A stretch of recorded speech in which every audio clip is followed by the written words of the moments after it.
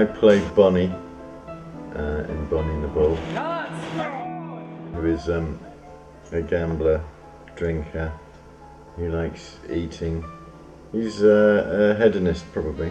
He likes the fun things in life. Doesn't like the boring things.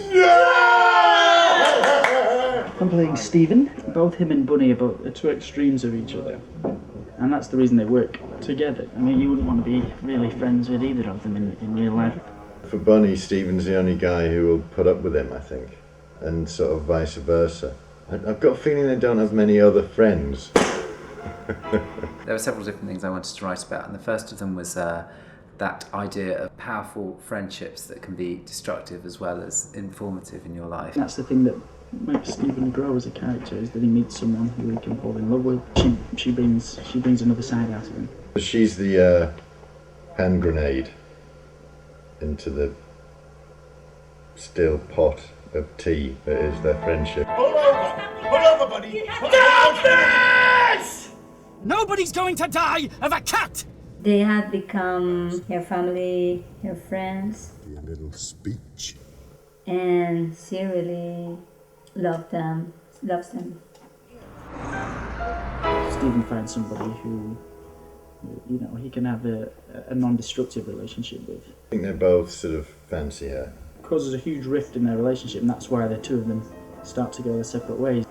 Bonnie, you know, tries to get Stephen to, you know, he's spent most of the film trying to get Stephen laid. Dude.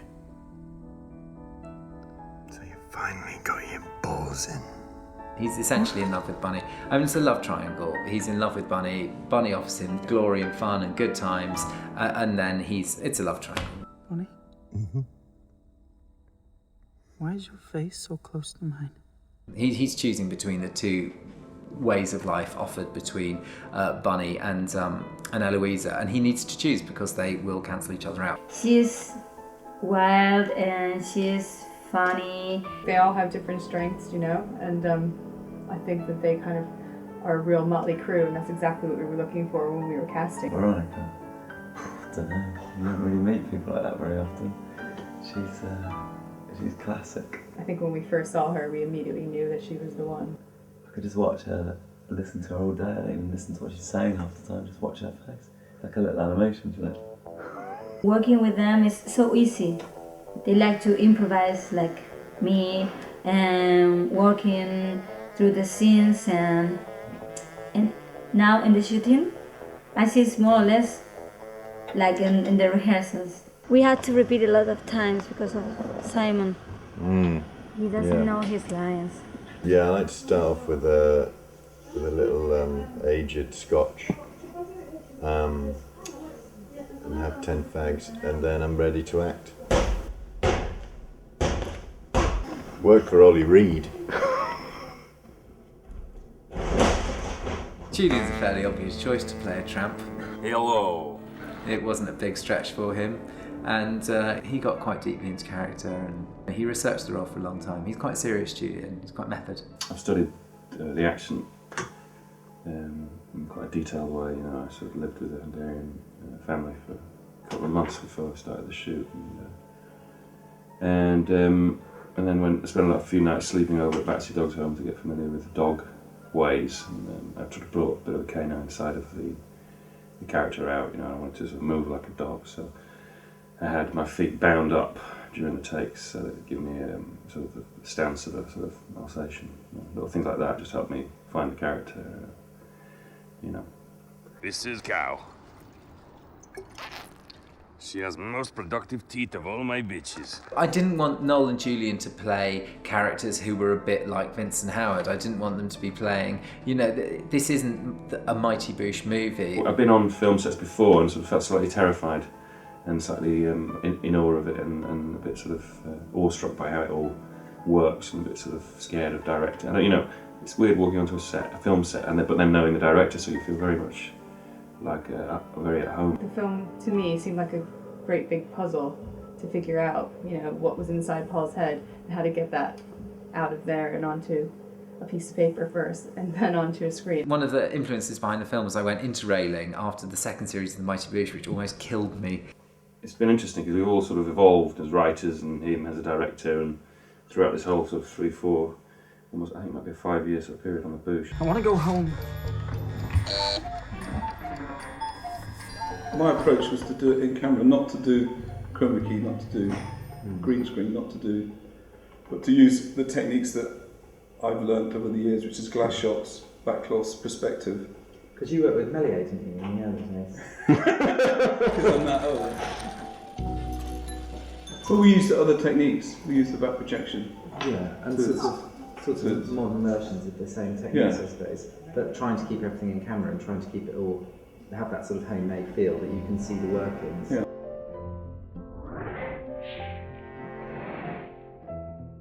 Developed this special animation technique called broom handle stop frame, where you get a 6-foot rod of dowel and prod the models along the set very slowly and very precisely, because you can't actually reach any part of it.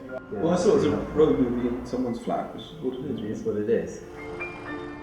It's a man actively looking into his memories. So then there's a thing of things in the flat coming to life. Everything in this film comes from his That flat. was all I was obsessed with. Yeah.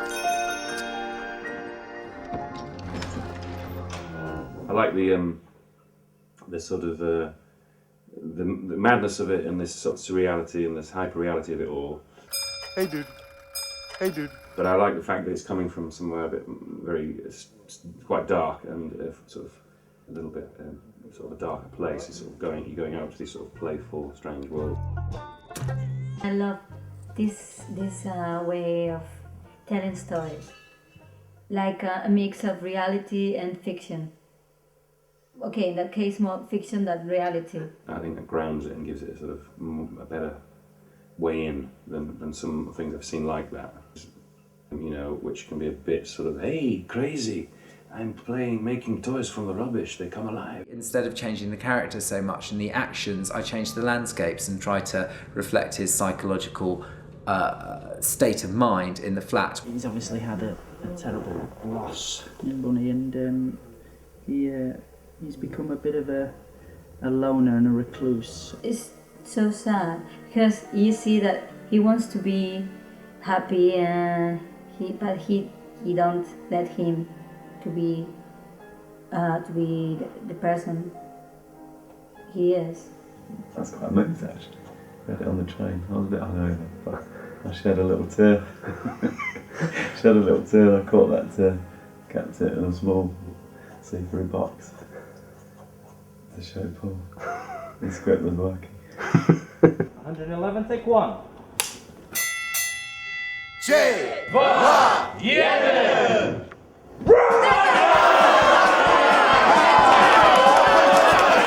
Their only passion they share is gambling. It's certainly about risk and gamble. What aspects of your life do you gamble on? What do you? Bunny's all out. Stephen's all in. He doesn't like to take any risks. He's a safe better if there's he will have studied every possible angle and every, all the odds he'll know. Whereas Bunny will just have a gamble, have a go on anything. The point about Bunny really was that he was ultimately doomed to failure, and he's capable of these great magical moments. He can back a horse at 50-1, and it might come in. They were. It was a bit odd holding live ones and then eating them. It made me think a lot about the world of food, how we produce it. Maybe. There's another way of going about things. But ultimately, he's going to be broke, because that's what happens if you keep backing horses at 50-1. He's not a success, but he's capable of great things. The first time I saw Paul, I thought he was Bonnie. Yeah, because he's a character, absolutely, and he's so fun. I want to fuck your mother. I'm sorry, God, that really came out wrong. Fucking asshole father. To give Paul his first break, and he was, he said, yeah, stepped up to the plate, which is what Paul can do. He's a ballsy man. If you want to just run it, Simon, we can just run it. But I don't think there's any point. No. I have no desire to put your penis on a 60-foot screen.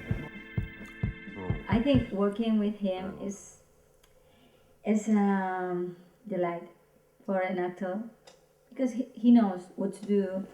Not at the distance of 10 feet. Paul seems to take great glee in squirting that thing on my head. Yeah, he's very kind of guides you with his safe hands. It's all gone wrong. All freaks together in a movie, in a crazy movie. As if anything really on set's going to be as much fun as this. Okay. I just want to go home. Everyone's starving again. I'm so lonely. I'm so fucking lonely. Well, we're filming a bull charging at Simon. I think it's known throughout the world that the bulls are repelled by the sight of a child's climbing frame. If you can imagine a 2.5 ton beast will come careering down that hill there, there's no way you can imagine him getting through with knee-high wiry frame. I imagine it would be repelled really at this. The only worry would be if it flips over, if it catches its ankles on that and flips over, and one of the horns maybe grazes me. I mean, apparently the chances of that are like 3/4 1. You know, I'll take my chances. It doesn't come down on the side of, you know, hey, you should take risks with your life and you know, throw the dice, man. And it doesn't really do that, which would have been easy to do. It sort of goes, well, you know, sometimes it is all right to kind of keep your cards close to your chest. Ho! Ho! Ho! Allied the danger of being gored to death, I no longer hold any fear of this ambling bovine.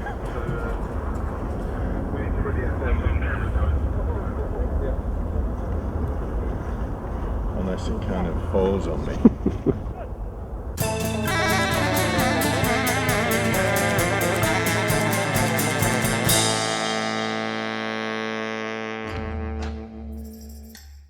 Have I missed anything? No.